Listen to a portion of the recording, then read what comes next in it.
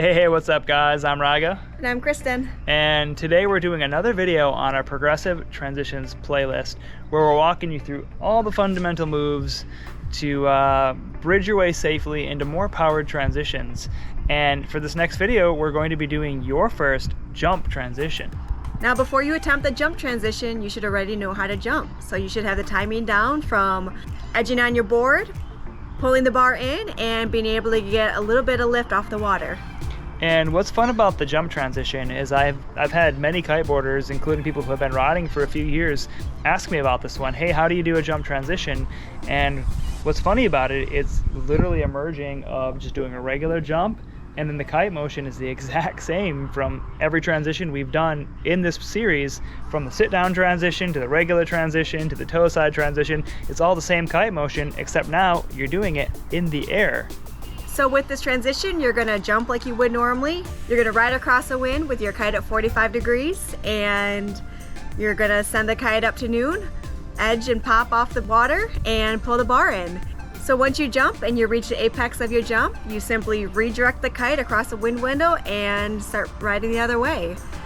Now the thing with the jump transition is it does rely heavily on timing, and a lot of this depends on how high or how low you jump off the water. So if you jump higher off the water, you're gonna wait a little bit longer before redirecting that kite. If you do just a little tiny jump off the water, as soon as you jump off, you're gonna redirect that kite immediately. And one thing that I think often confuses people about transitions is on every jump, no matter what you're doing, when you're not even doing transitions, you need to land downwind before you edge and go the other way. So with any jump, you're landing downwind, so it's a matter of sending the kite, and whatever way you send the kite, just like the previous videos, you just want to follow the pull of the kite.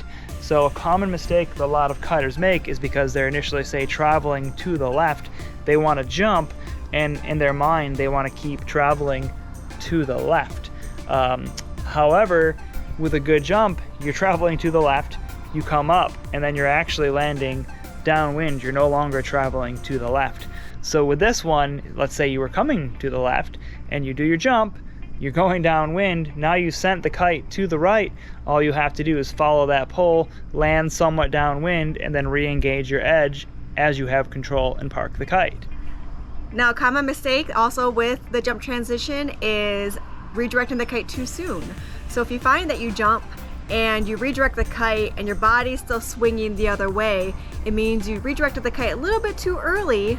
So the next time, try waiting a little bit longer before redirecting the kite. So one way to help visualize doing this trick is to do a couple of normal transitions first and pay attention to where you're moving on the water, pay attention to how the kite is pulling you, and then start small. And Kristen demonstrated a few smaller jumps.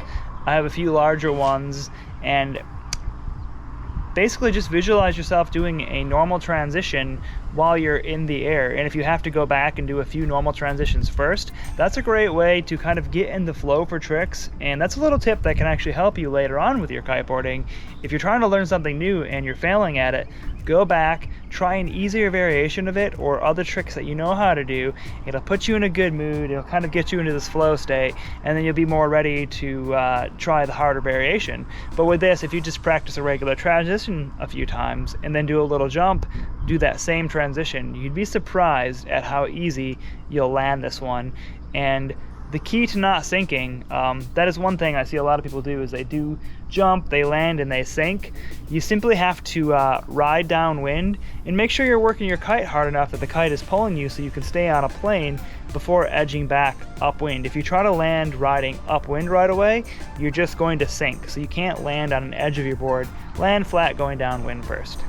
And also, if you're trying this in lighter wind, you might have to be a little bit more aggressive with that dive when redirecting the kite and trying to ride the other way. So again, like all of the other videos, if you're struggling with this, just go back to the previous video, practice that, practice all the steps, and take your time with this, have fun, don't stress it. This is also actually a very easy one.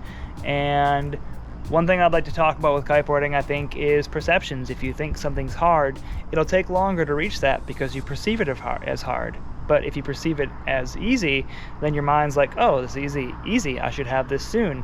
And this really is a lot easier than you think. You're literally just doing a normal transition, but maybe a foot off the water. And if you think about it that way, it becomes a whole lot easier, and then with time you bring the speed, so the faster you go, the higher you can jump, and that just comes with time. So just practice these basics. Don't worry about going big right now, and before you know it, you'll be going bigger and bigger. It just might take a few months, even a couple years, but you'll get there. If you found this video helpful, give it a thumbs up. Don't forget to subscribe, and we'll catch you next time. See you.